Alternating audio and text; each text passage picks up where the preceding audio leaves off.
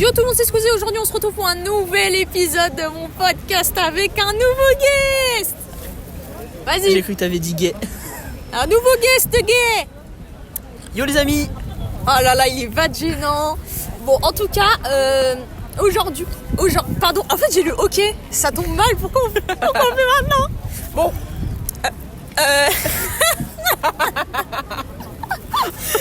ça commence bien, n'est-ce pas?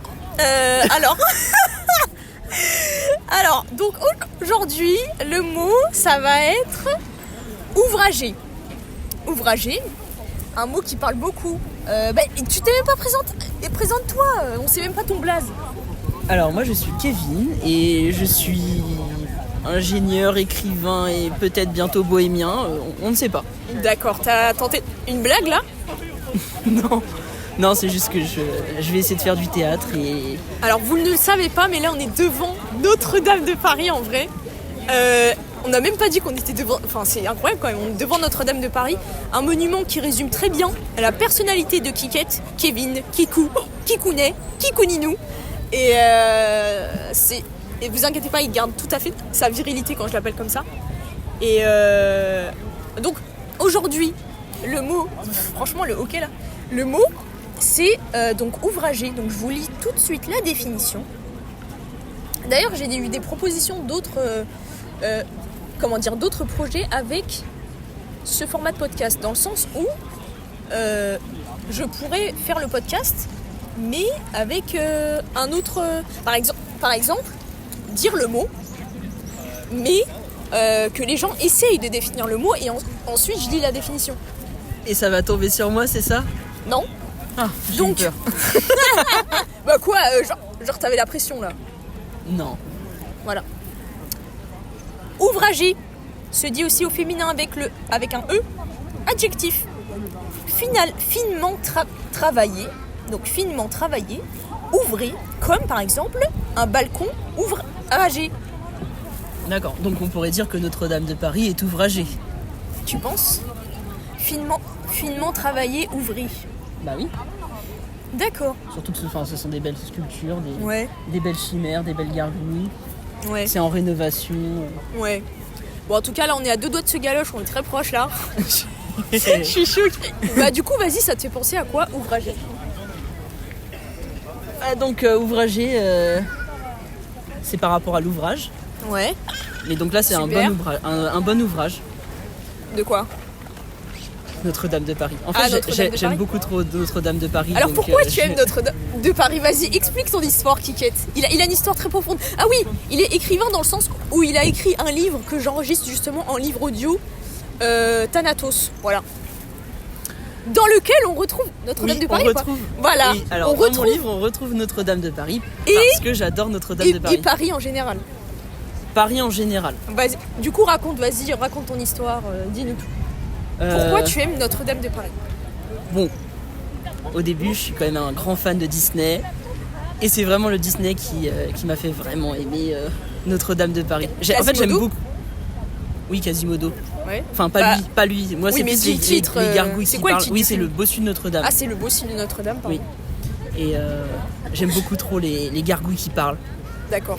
D'ailleurs, récemment, j'ai sculpté une gargouille. C'est vrai? J'ai pris un stage de 2 jours pour sculpter une gargouille. Je fais genre, je sais pas, mais je savais.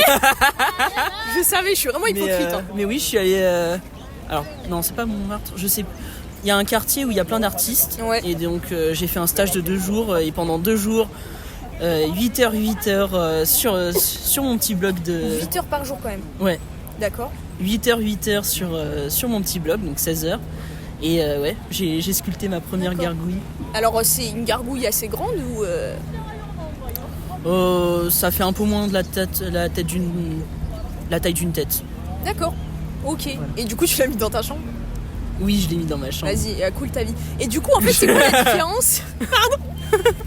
Pardon. Bah, vous voyez, je suis pas hypocrite. Voilà, je dis les termes, voilà. Quelle est la différence entre une chimère et une gargouille, Kevin? Qu'est-ce qu'une chimère déjà? Je vais commencer par gargouille. D'accord. Les gargouilles sont fonctionnelles. D'accord. C'est comme des gouttières où va s'écouler l'eau. Okay. Alors que les chimères, c'est vraiment purement ornemental. Ok. Et donc, en général, quand on pense aux chimères de Notre-Dame de Paris, celles qui sont vraiment belles, c'est... on pense aux gargouilles, mais en fait, c'est des chimères. D'accord. C'est celles qui sont sur les parapets. C'est quoi C'est des sortes de balustrades qui sont tout en haut de Notre-Dame. C'est quoi des balustrades? Les balustrades, les barrières. D'accord. Et sur les barrières, t'as, à chaque angle, en fait, tu vas avoir une chimère. Ah, d'accord. Et il y en a une qui est très connue, c'est la strige. D'accord. Et ça, c'est sur... donc c'est un démon romain, donc latin, qui est à moitié femme et à moitié, je sais plus, bouc ou quelque chose. Ouais. Et en fait, elle est très connue, elle est dans toutes les boutiques souvenirs. Elle pose, parce qu'en fait, elle pose sa tête dans ses mains et elle tire la langue. D'accord. Et donc, quelle est la différence entre chimère et gargouille? Gargouille, c'est fonctionnel dans quel sens? Oui, gargouille, c'est pour évacuer l'eau. Parce que ça évacue l'eau d'avoir une figurine. En fait, les gargouilles, elles vont avoir un trou dans la bouche. Un long... En fait, une gargouille, c'est comme un long tube qui va éloigner l'eau pour pas que ça ruisselle contre les parois. Et les chimères, c'est purement décoratif? Les chimères, c'est purement décoratif. C'est esthétique. Oui, c'est un peu des petits démons. En général, c'est des démons. Bon, après, là sur Notre-Dame de Paris, c'est Viollet-le-Duc, je crois. Ouais. J'espère ne pas me tromper parce qu'à chaque fois, Si tu te trompes, tu vas voir. Oui, je crois que c'est Viollet-le-Duc qui avait tout refait par rapport à la vision de Victor Hugo. D'accord.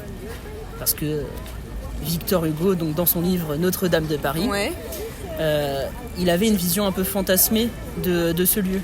À l'époque de Victor Hugo, la cathédrale était vraiment moche. Elle était, et il a fait quoi, Violet, là?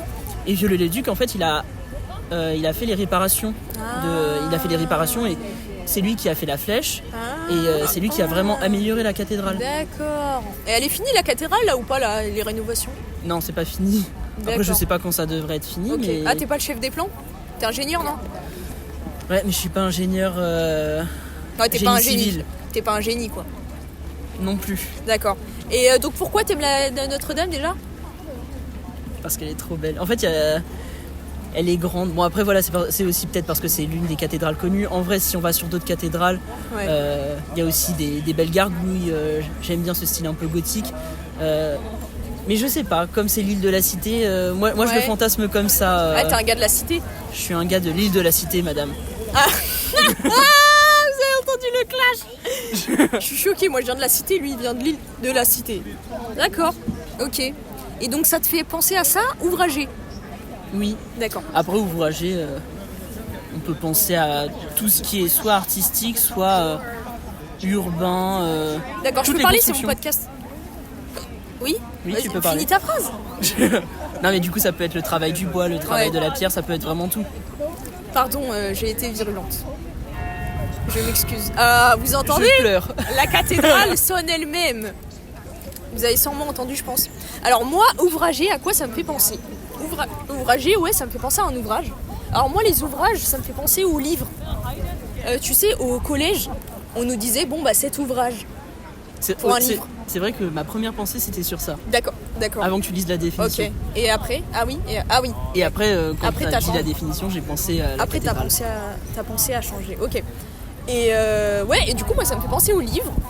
Notamment aux vieux livres dans les musées ou dans les... Vraiment, vous voyez les endroits où on garde les vieux objets? Les archives? Non, pas vraiment les archives, mais... La maison des grands-parents. Tu sais, où... Oh! Vous avez tendu, il est méchant. Vas-y, fais une autre blague d'humour noir, vas-y. Non, c'est si, bon. maintenant, vas-y, assume. Ouais, bah alors j'ai perdu mes moyens. C'est l'histoire d'un noir. Bah, humour noir. Il s'appelle Humour. Pardon, non.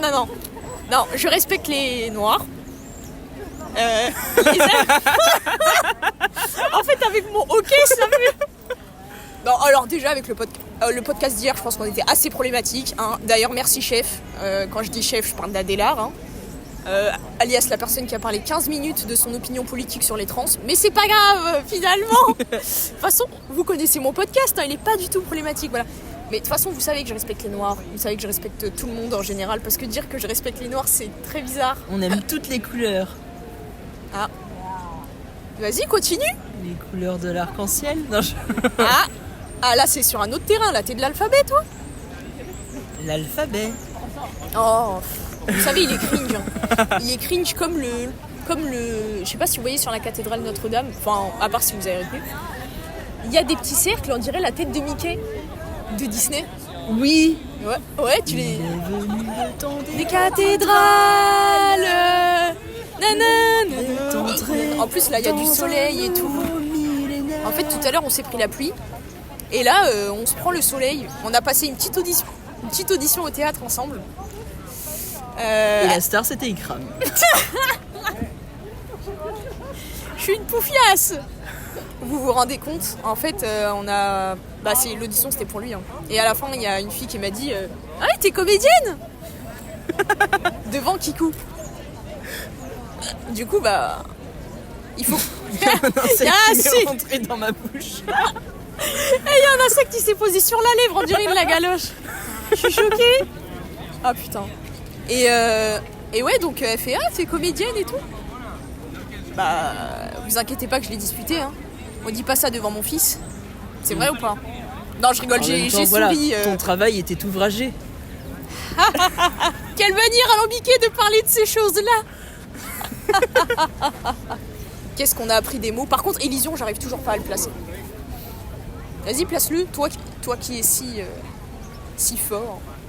C'est comme ça, c'est une Élysion, le sait. Non, il faut que tu... À le placer. Il y a des militaires... Disons que mon Élysion m'a encore posé des problèmes hier. Pourquoi? Bah, je voulais dire... Tu ne t'es pas regardé et ça, y a pas du tout d'élision dans ce que je viens de dire. Attends, vous savez, j'ai trouvé. Oui, non. Si. T'es malade, par exemple, c'est tu es malade. Bah voilà. Et donc vas-y, continue ton discours. Pourquoi ton élision t'a posé problème? Bah ça m'a posé problème parce que j'étais chez les Cateau-Bourges du 16e. Putain, t'es trop fort. T'es trop fort. Il a placé élision, les gars. C'est un vrai ingénieur, je crois. Ah. Et un ingénu. Et un ingénu et un génie. Est-ce que c'est toi le génie dans Aladdin? Bah disons que j'aime bien qu'on frotte ma langue. Ah, tu dégoûtes. Je suis sûre que ça s'est entendu. Hein. Ça sert à rien de le dire doucement. Non, on n'a pas entendu, j'espère. Si, on a entendu, j'en suis sûre, on a entendu. Si vous n'avez pas entendu, c'est mieux pour vous. Et si vous avez entendu, maintenant vous savez qui il est vraiment et pourquoi il a écrit un livre comme ça. Voilà, je vous invite à le lire pour comprendre qui il est vraiment. Dès le chapitre 5, il se passe quelque chose de dramatique. Il est dégueulasse. Mais voici venu le temps. Et du coup, ce que je voulais dire, c'est donc voilà. Moi, ça me fait penser aux livres qui sont stockés dans des endroits où on garde beaucoup de reliques, des trucs, des objets anciens. Des musées? Non, pas spécialement les musées, même des endroits. Par exemple, mais je sais pas comment on dit, pas conservatoire. Pour les reliques, c'est... Ah, non, je sais pas. Tu sais par exemple les gens qui font des études. Les reliquaires. Les gens qui font des études pour garder les œuvres et les faire en sorte qu'elles ne soient plus abîmées. Les restaurer. Ouais, les restaurateurs. Ouais, et bah ça, ils mettent où les œuvres? Parce que par exemple, des fois, ils peuvent mettre dans des châteaux. Parce que le château, il a plein d'œuvres. Les archives. Oui, j'ai dit archives, mais c'est pas vraiment ça. Là, c'est pas que pour les livres, tu vois. Non, mais archives, je pense, même pour les tableaux. Voilà. En tout cas, donc moi, je pense à des ouvrages dans ces endroits-là, avec un plan que je me rappelle que j'avais vu sur Arte. C'est donc un documentaire où ils montrent donc un livre et ils disent ouais, vous voyez, faut pas le toucher et tout. Et il est super grand le livre et ils touchent avec leurs gants et tout. Et bah voilà, ouvrage, moi ça me fait penser à ça. Un truc ancien qu'il faut faire attention et tout. Oui, que tu touches avec des gants, tu prends des petites pincettes. Mais non, mais tu... Pourquoi je te dégoûte? Je sais pas, à chaque fois que je dis tu dégoûtes, les gens ils commencent à douter d'eux-mêmes, c'est trop drôle. En mode ah mais j'ai dit quoi? mais non, je suis pas comme ça.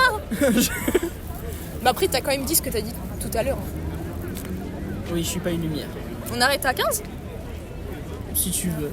Bah là c'est bientôt la fin alors. Bah commence à dire on va sonner les cloches. Ah, qu'est-ce qu'il est intelligent. Vous avez vu, il est incroyable. Voici fini le temps des cathédrales. Cathédrale, viens sonner la fin de ce monde qui n'entend rien. Vas-y, dis au revoir Lisa. Au revoir Lisa, non, je t'aime. Non, en fait, le truc c'est qu'il faut que tu dises au revoir. Mais moi quand je te dis, il faut que je te dise au revoir Lisa. Alors dis au revoir Lisa. Au revoir. Quel BG. Bon, en tout cas, on se retrouve une prochaine fois pour un prochain podcast. Merci Kevin, merci la vie et merci les cathédrales et le catholicisme.